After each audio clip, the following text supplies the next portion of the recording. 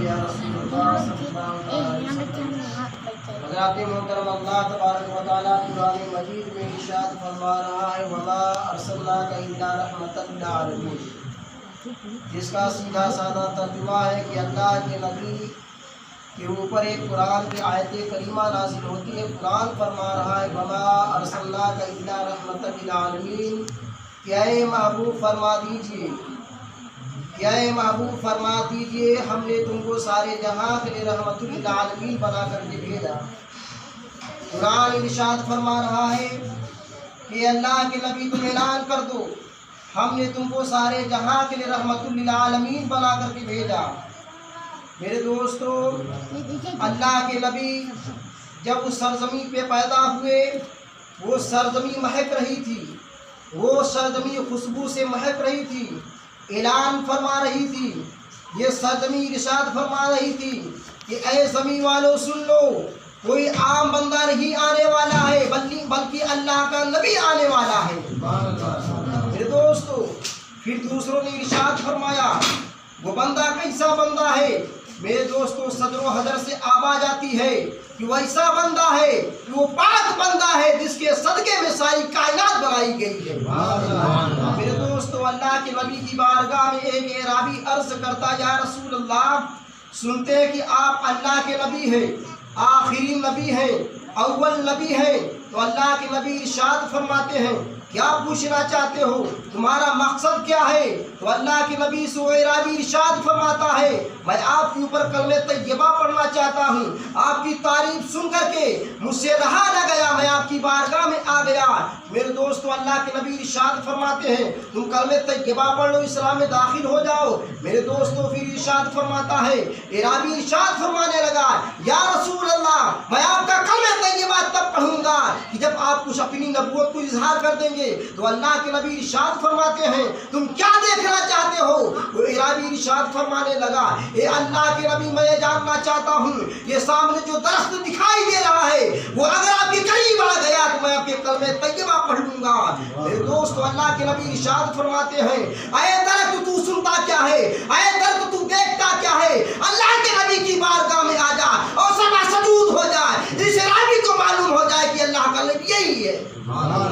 मेरे दोस्तों, इतना सुनना ही था कि वो दरख्त हिलता है, दाएं हिला, बाएं हिला, आगे हिला, पीछे हिला, और अपनी जगह से उठा करके अल्लाह के नबी की बारगाह में आ जाता है, सरबा सजूद हो जाता है। वो एराबी देख करके हैरत में पड़ जाता है, सोचने लगा, नहीं, ये अल्लाह के नबी नहीं हो सकते, ये कोई जादूगर हो सकते हैं। मेरे दोस्तों, अल्लाह के नबी इरशाद फरमाते हैं, ए राबी, तू देख क्या रहा है, अब तो कलमे तैयबा पढ़ ले।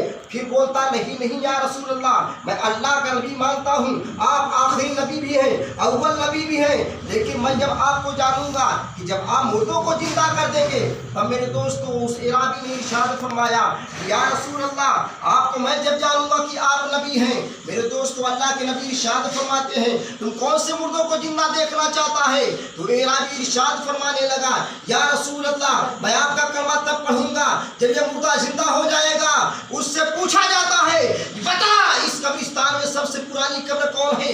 उस एराबी ने इरशाद फरमाया, या रसूल अल्लाह, मेरे पास एक गुलाम रहा करता था जो सबसे पहले मेरे पर ईमान लाया था, मुझको आका माना करता था। मेरे दोस्तों, सरकार ने इरशाद फरमाया, बता इसका मकसद क्या है? उस एराबी ने इरशाद फरमाया, इसकी मौत हो चुकी थी, इस एराबी के शक्ति के बिना पर उसकी मौत हो चुकी थी।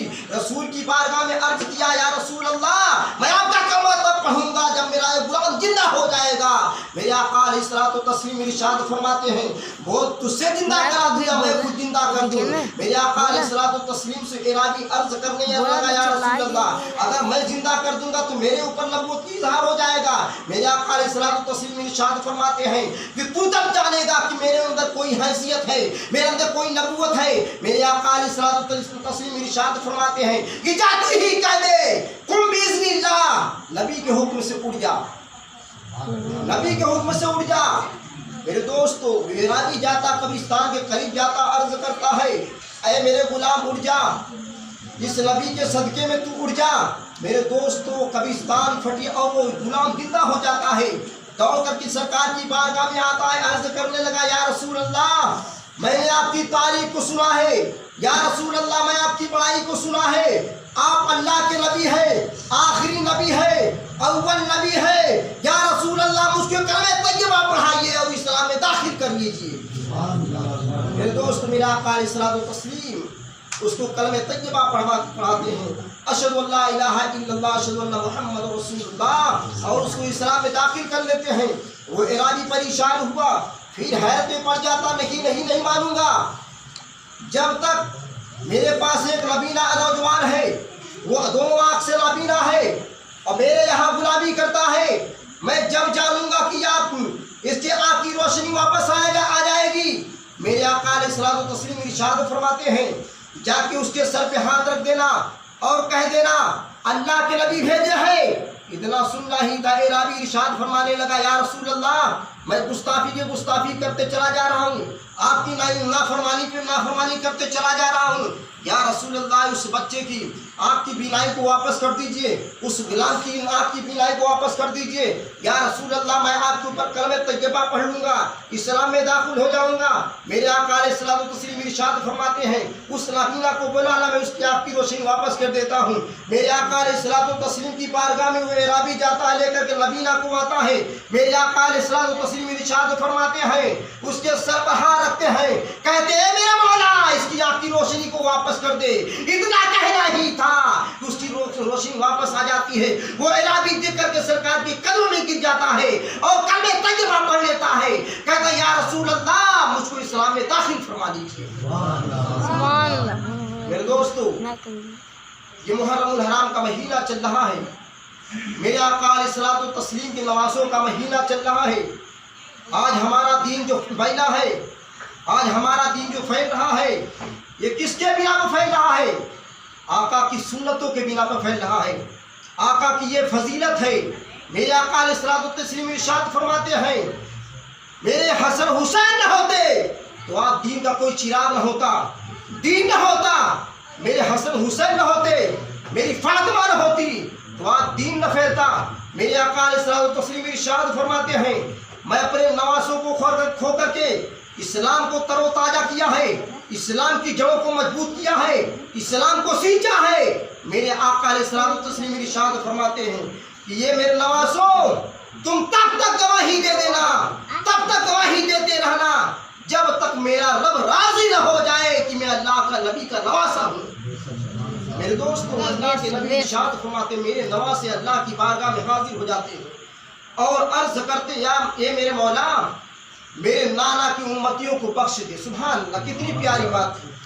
آج ہمارا آپ کا کردار ہے میرے دوستوں، کہنا تو نہیں چاہیے، ہمارا آپ کا کردار بن چکا ہے، ہمارا آپ کا ماحول بن چکا ہے، ہمارا آپ کا پیشہ بن چکا ہے کہ میرے دوستوں ہم آپ اگر اللہ کے گھر سے آواز آتی ہے تو ہمارے آپ کے ذہن میں یہ پیدا ہو جاتا ہے، اپنے ذہن کو بند کر لیتے ہیں، اپنی کانوں کو بند کر لیتے ہیں۔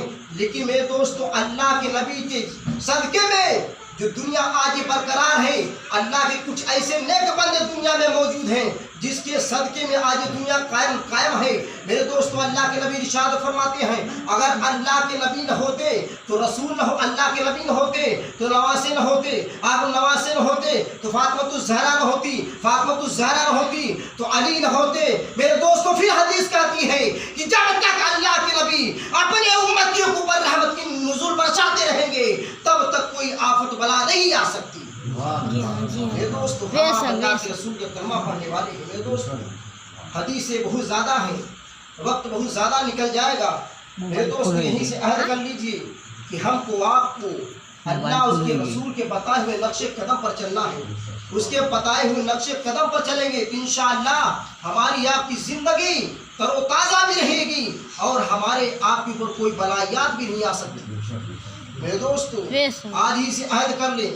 اللہ کے نبی ارشاد فرماتے ہیں، ایک حدیث ہے کہ جو آج کل کے مسلمان پریشان حال ہیں، یہ کہا جاتا ہے کسی عالم کے پاس پہنچتے ہیں کہ کہتے ہیں حضرت میرے لیے کچھ دعا کر دیجیے۔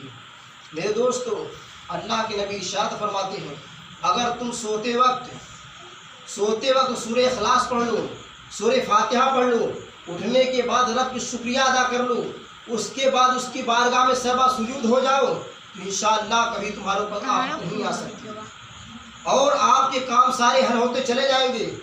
اور کسی علماء نے یہ ارشاد فرمایا کہ جو آج کل کے ماحول میں دیکھا جا رہا ہے کہ چوری ہو رہی، ڈکیتی ہو رہی، لوگوں کے اوپر ظلم کیا جا رہا ہے، میرے دوستوں اپنے گھر سے نکلو بسم اللہ کر کے نکلو، اپنے دروازے کو بند کرو تو بسم اللہ کر کے بند کرو، انشاءاللہ آپ کے اوپر کوئی بلائیت آ ہی نہیں سکتی، آپ کو کوئی بلا گھیر ہی نہیں سکتی۔ یہ اللہ کے نبی کی حدیث ہے میرے دوستوں۔ میرے دوستوں اللہ کی بارگاہ میں دعا ہے کہ میرے مولا ہم کو آپ کو اس راستے پر چلائے جس کو میرے آقا علیہ الصلوۃ والتسلیم چلے، اللہ کے نبی چلے، جو آج دین قائم ہے، جو آج دین زندہ ہے، اسی راستے پر چلنے کی کوشش کریں۔ میرے دوستو اللہ کی بارگاہ میں دعا ہے مولا اپنے محبوب کے صدقے میں جو کہا گیا سنا گیا اس پر عمل پیرا ہونے کی توفیق رفیق عطا فرمائے، اور جو کچھ کہنے سننے میں غلطی مولا اپنی رحمت سے معاف فرما دے۔ وما علینا البلاغ۔ السلام علیکم ورحمۃ اللہ تعالیٰ وبرکاتہ۔